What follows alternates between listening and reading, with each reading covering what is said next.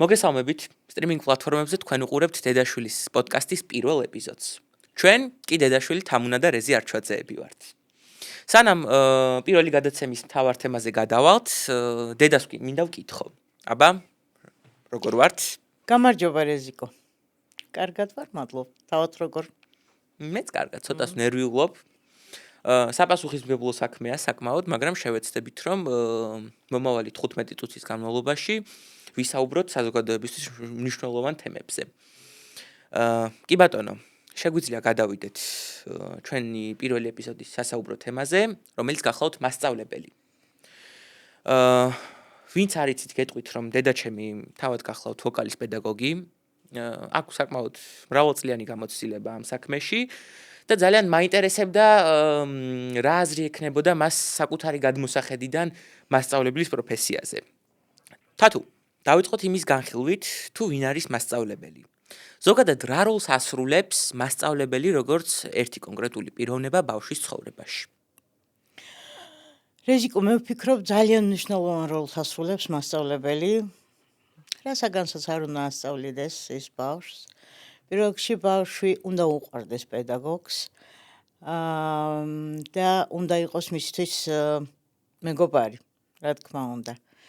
ძალიან მნიშვნელოვანი როლი უჭირავს მასწავლებელს, ის უნდა იყოს ყოველთვის ჩართული გარდა სანამ საგანს ასწავლის, კონკრეტულ საგანს ასწავლის, მანამდე უნდა იყოს ადამიანი, მეგობარი,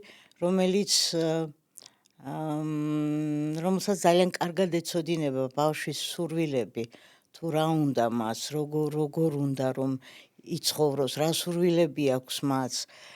მოგეხსენება, თითოეული ბავშვი ძალიან ინდივიდუალურია და შესაბამისად ინდივიდუალურად უნდა მიუდგეთ თითოეულ ბავშვს.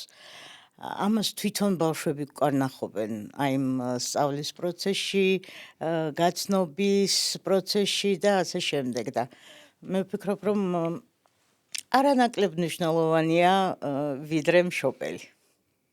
კი ბატონო, გასაგებია. მასწავლებელი როგორც მისაბაძი მაგალითი. რა თვისებებით უნდა გამოირჩეოდეს შენი აზრით მასწავლებელი იმისთვის, რომ მოსწავლისთვის ის მისაბაძს მაგალითად იქცეს არა მხოლოდ ერთი კონკრეტული საგნის შემთხვევაში, ზოგადად პიროვნულ სფეროს გულისხმობა ხო რა თქმა უნდა. მესმის, აქაც ვიტყვი, რომ პირველ რიგში ავტორიტეტი უნდა გქონდეს მასწავლებელს, რომ ბავშვმა დაუჯეროს მასწავლებელს და ყოველთვის მოუნდეს მასთან მისვლა, მასთან გასაუბრება. არა მხოლოდ სწავლა იმ საგნის, რასაგანსაც ასწავლის, არამედ ისედაც შეიძლება აი ჩემს გაკვეთილებზე ძალიან ხშირად ხდება ხოლმე, რომ შეიძლება აი საერთოდ არ შევეხო, კონკრეტულად ხო, სიმღერის მასწავლებელი ვარ, საერთოდ არ შევეხო იმ გაკვეთილზე სიმღერას და აბსოლუტურად სხვა რაღაცით, აი იმ რაღაცა კონკრეტული შემთხვევა შეიძლება მოხდეს და ზუსტად იმ კონკრეტულ შემთხვევას შევეხო ხოლმე, იმიტომ რომ მეჩვენება ხშირად მგონია, რომ ეს უფრო მნიშვნელოვანია იმ კონკრეტულ შემთხვევაში, ვიდრე მისთვის მუსიკა, სიმღერა, რასაც ჩვენ ვაკეთებთ ყოველდღიურ რეჟიმში. კი ბატონო, შენი აზრით რა დონის ურთიერთობა უნდა იყოს მოსწავლესა და მასწავლებელს შორის? უნდა იყოს ეს მეგობრული, უნდა იყოს ეს რაღაცა გარკვეული მაინც უნდა შენარჩუნდეს თუ არა მასწავლებელი მოსწავლის ფორმა. აი მე პირადად ახლა ჩემი გამოცდილებიდან რომ ვიმსჯელო, მყოლია ძალიან ბევრი მასწავლებელი, კარგი ხასიათის მქონეც, ცუდი ხასიათის მქონეც, მაგრამ მყავდა ერთი გამორჩეული მასწავლებელი, ჩემი თეა, რომელიც ძალიან ბევრი წლის მანძილზე მასწავლიდა ინგლისურს და როდესაც დავასრულეთ სწავლების პროცესი, როდესაც მე ჩავაბარე უნივერსიტეტში და დასრულდა ეს ჩვენი სწავლების პროცესი, ძალიან კარგი მეგობრები გავხდით. თუმცა არც მანამდეც უზიარებდით ჩვენი ცხოვრებიდან უკვე ძალიან ბევრ დეტალს განსაკუთრებით ბოლო წლებში. როგორი ურთიერთობის გწამს მოსწავლესა და მასწავლებელს შორის? უფრო აი ასეთის, როგორიც მედეთეას გადაგხვდა, თუ შედარებით რაღაცა გარკვეული მკაცრი, რომელიც მოდი ვთქვათ, რომ საბჭოთა კავშირშიც იყო დამკვიდრებული. კი ბატონო.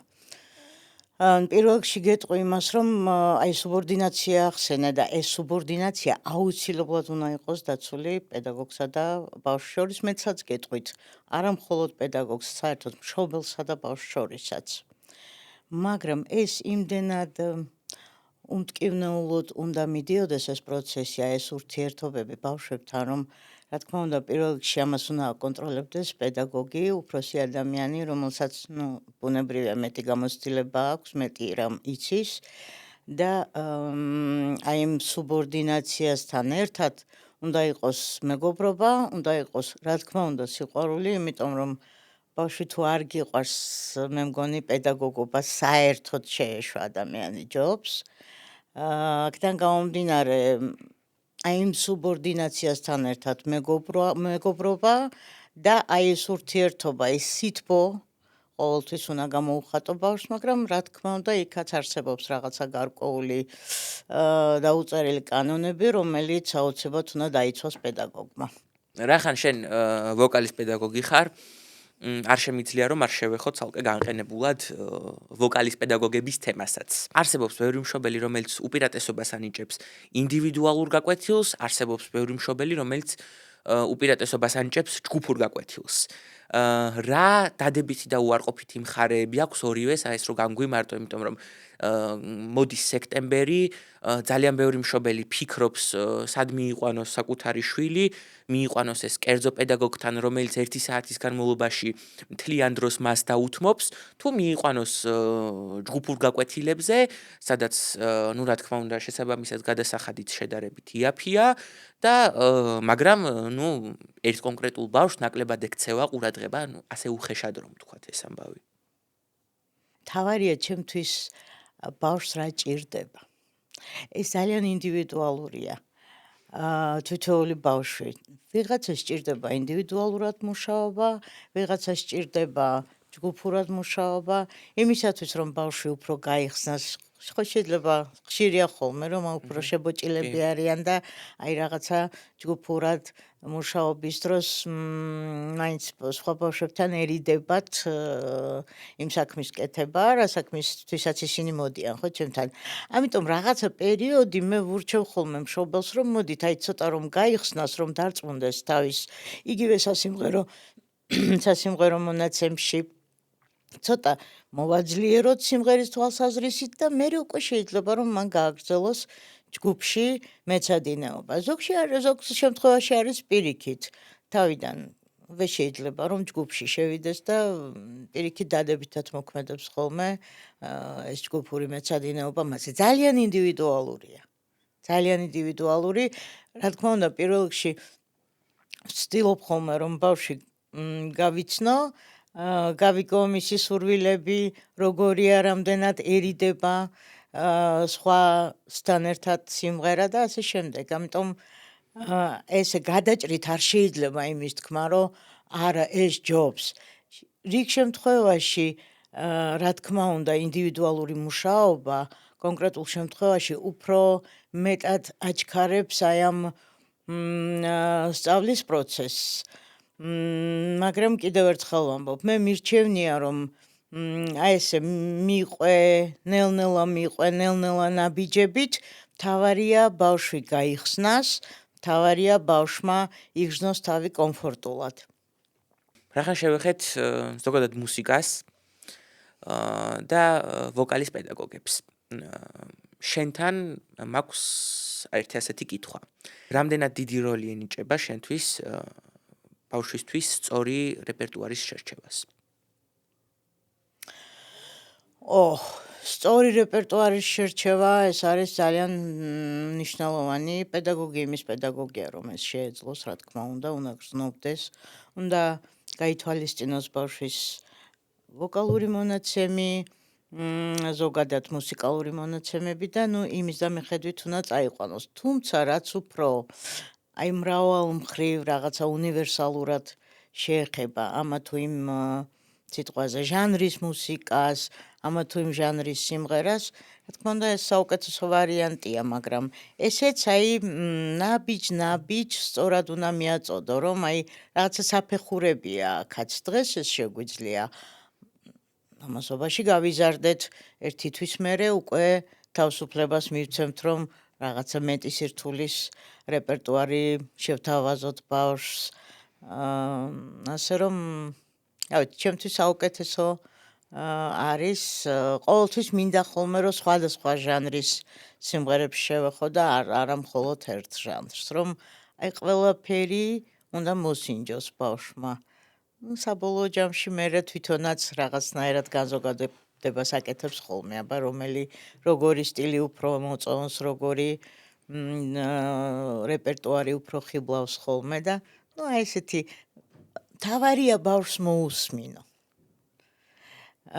მოусმინო იგრძნო აი შეგრძნებები რა ყოველთვის ხვდები ხოლმე როდესაც ბავშვთან მუშაობ რომ აი ამა თუ იმ სიმღერას როგორი შეგრძნებით მღერის და აი ამით ვგრძნობ ხოლმე მე უკვე შემდგომი რეპერტუარი რა შეიძლება რომ მივცე ამ ბავშვს რა შეიძლება რომ შევთავაზო ეს ძალიან მნიშვნელოვანია კი ბატონო გადაცემის დასასრულს მოკლედ რომ შევეხოთ ჩვენი საერთო საქმის სამომავლო გეგმებსაც ვისთვისაც სიახლეა გაცნობებთ რომ მე და თამუნამ ჩამოვაყალიბეთ თეატრისა და მუსიკის სივრცე ახალი სტუდია ბავშვებისთვის სადაც სწორედ აი ამ ღირებულებებს ვიზიარებთ რაზეც ჩვენ დღეს ვილაპარაკეთ მოკლედ რომ გითხრა რას ვაპირებთ სექტემბრიდან რა გეგმები გვაქვს ჩვენ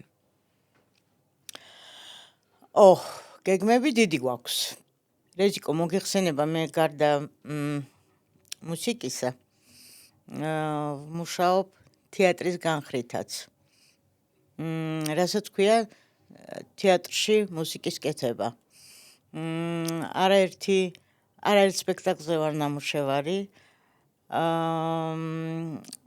სერიოზული ნაწარმოები გამიკეთებია ჩემს გუნდთან ერთად არაჩვეულებრივ გუნდთან ერთად და აქედანაც რა თქმა უნდა ძალიან დიდი პრაქტიკა მივიღე ამიტომ თავისუფლება მივეცი რომ აი ეს ჩემი მუსიკალური ასე ვთქვათ განათლება თეატრთან ერთად გადამეცა ამა თუ იმ ადამიანისთვის მოზარდი იქნება ეს უფროსი თაობის ადამიანი იქნება თუ ასე შემდეგ ამიტომ გავბედე და აი დავარქვი ჩემს სტუდიას თეატრისა და მუსიკის სივრცე სადაც თეატრთან ერთად მუსიკასთან ერთად მინდა რომ თეატრიც იყოს აი ამ სტუდიაში თუმცა ვაპირებ რომ სურვილისამებრ გავაკეთო ბავშვებისთვის ცალკე მუსიკალური ჯგუფებიც სადაც მხოლოდ და მხოლოდ სიმღერას დაეუფლებიან ეს სურვილისამებრ რა თქმა უნდა შეიძლება თეატრალური ვოკალის განხრით წავიდეს რასაც მიუზიკლი ქვია და ვისაც თეატრი არ მოუნდება რა თქმა უნდა შეუძლია მას მხოლოდ ვოკალის გაკვეთილები მიიღოს კი ბატონო მადლობა დედა დიდი მადლობა ინტერვიუსთვის მადლობა მაყურებელს რომელიც ამდენი ხნის მანძილზე ჩვენთან დარჩა ეს იყო დედაშვილის პოდკასტის პირველი ეპიზოდი თუ გსურთ რომ ასეთი ეპიზოდები ჩაწერა გავაგრძელოთ ბევრ სხვა საინტერესო თემაზე რომელიც საზოგადოებას აწუხებს გამოიწერეთ ჩვენი არხი მოიწონეთ ეს ვიდეო გაგვიზიარეთ თქვენი შთაბეჭდილებები კომენტარებში და ჩვენ იმედია მომავალში კიდევ შევხვდებით ერთმანეთს დროებით